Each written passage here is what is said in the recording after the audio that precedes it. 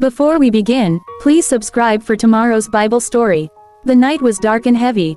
The disciples were on the Sea of Galilee, rowing their small boat across the water.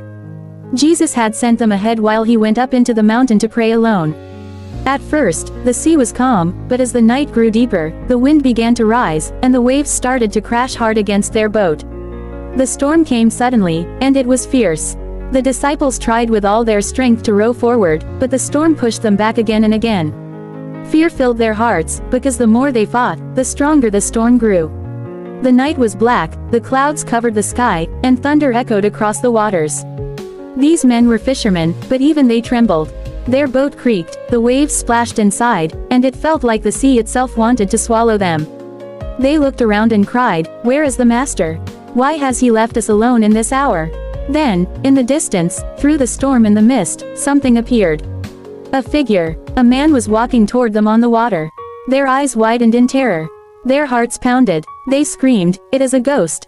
The storm was terrifying, but the sight of someone walking on raging waves was even more terrifying. But then, above the roar of the wind, came a voice. A voice they knew. The voice of the one who spoke with power. He said, "Take courage. It is I. Do not be afraid." It was Jesus. He was walking on the water as if the storm had no power over him. Peter, filled with both fear and boldness, called out, "Lord, if it is really you, command me to come to you on the water." And Jesus spoke one word, "Come." Peter stepped out of the boat. His feet touched the waves, but they held him. He took one step, then another, his eyes fixed on Jesus. The impossible was happening. Peter was walking on water.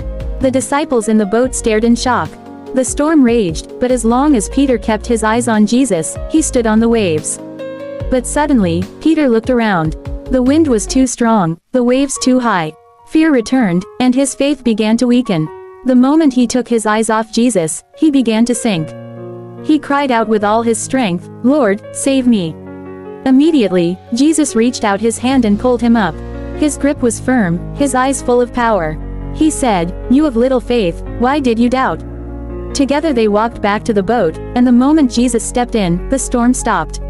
The wind died. The sea became calm like glass. The disciples fell to their knees in awe. They whispered to one another, "Truly, this is the Son of God." That night, they learned a lesson that shook their souls. The storms of life may rise, fear may surround us, the waves may try to swallow us, but when Jesus comes, everything changes. So remember, whatever storm you are facing, Jesus is still the master of the sea. He is the one who can calm every storm in your life. Please subscribe so you don't miss tomorrow's Bible story.